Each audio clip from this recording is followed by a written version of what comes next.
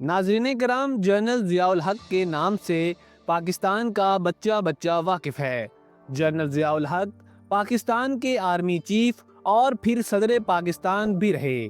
इस वीडियो में हम आपको जनरल ज़ियाउल हक के बारे में कुछ ऐसी बातें बताएंगे जो शायद आप इससे पहले नहीं जानते। नाज़रीन कराम, ये साल था 1981 का, जब राजस्थान की सरहद पर इंडियन फौज पाकिस्तान पर हमला करने के लिए बिल्कुल तैयार खड़ी थी और इंडियन वज़ीर आज़म राजीव गांधी के इशारे की मुंतज़िर थी। पूरा भारत जंगी जुनून में पागल हो चुका था, लेकिन इस सारी सूरत हाल में इंडिया के शहर जयपुर में पाकिस्तान और भारत के दरमियान क्रिकेट की टेस्ट सीरीज भी जारी थी। दोनों मुल्कों में एक अजीब सूरत हाल थी, लेकिन अचानक हालात और ज़्यादा पेचीदा नज़र आने लगे जब सदर पाकिस्तान जनरल ज़ियाउल हक अपने सदारती जहाज़ पर बग़ैर किसी दावत के इंडिया के शहर दिल्ली पहुंच गए। ये बात जंगल में लगी आग की तरह पूरे भारत में फैल गई कि सदर पाकिस्तान अचानक बग़ैर दावत के भारत लैंड कर चुके हैं। नाज़रीन कराम, ये कोई नॉर्मल हालात नहीं थे, बल्कि जंग की सूरत हाल थी। इसलिए पूरे भारत में एक बेचैनी की सूरत हाल बन गई।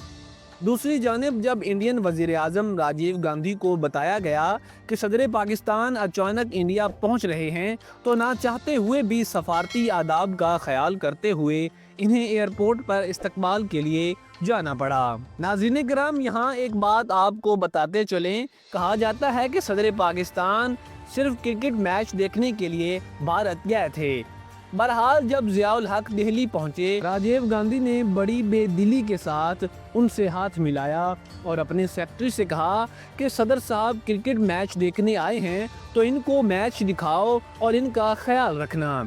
राजीव गांधी का लहजा बड़ा गुस्ताखाना था, जिस पर ज़ियाउल हक हंस पड़े और बोले, मिस्टर राजीव, आप पाकिस्तान से जंग करना चाहते हैं तो शौक से करें, लेकिन ये आखिरी जंग होगी। इसके बाद दुनिया हलाकू खान और चंगेज़ खान को भूल जाएगी और सिर्फ ज़ियाउल हक और राजीव गांधी को याद रखेगी। हो सकता है कि पाकिस्तान मुकम्मल तौर पर तबाह हो जाए, पर मुस्लिम ममालिक और भी हैं, इसलिए मुसलमान तो बाकी रहेंगे, लेकिन हिंदू देश सिर्फ हिंदुस्तान है, हम इसका नाम भी मिटा देंगे। राजीव गांधी के सेक्रेटरी ने बाद में बताया कि जब सदर पाकिस्तान ज़ियाउल हक ये बातें कर रहे थे, तो उनके चेहरे पर एक अजीब रोब और दबदबा था और उनकी आंखें लग रहा था कि जैसे गुस्से से बाहर की जानिब आ रही हूँ। ये वो लम्हा था जब ऐसा लग रहा था कि शायद हमारे सामने दुनिया का खतरनाक तरीन इंसान खड़ा है। ये सब कहने के बाद जनरल साहब मुस्कुराए और राजीव गांधी के अलावा सबसे हाथ मिलाया और वहां से मैच देखने चले गए। वो सेक्रेटरी मजीद बताता है कि जनरल साहब भारतीय वजीर आज़म को बराह रास्त धमकी देकर बड़े इत्मीनान से रवाना हो गए। नाज़रीन कराम, जनरल ज़ियाउल हक बड़े मजबूत आसाब के मालिक थे। इन्हें अल्लाह पाक ने अपनी अंदरूनी कैफियत को छुपाने की बेपनाह महारत दी थी।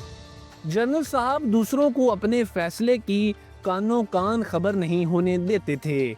जनरल साहब ने 5 जुलाई 1977 को मार्शल लॉ लगाया था और उनके आसाब की मजबूती और कॉन्फिडेंस लेवल ये था कि ये मार्शल लॉ लगाने की रात तक जुल्फ़िकार अली भुट्टो से मिलते रहे और जुल्फ़िकार अली भुट्टो जैसा शातिर आदमी भी जनरल ज़ियाउल हक को ना पहचान सका। बल्कि 5 जुलाई की रात जब फौज वज़ीर आज़म हाउस में दाखिल हुई, तो भुट्टो ने ज़ियाउल हक को फ़ोन किया और उनसे पूछा कि कुछ लोग फौजी वर्दियों में वज़ीर आज़म हाउस में घूम रहे हैं, ज़रा चेक करें ये कौन लोग हैं।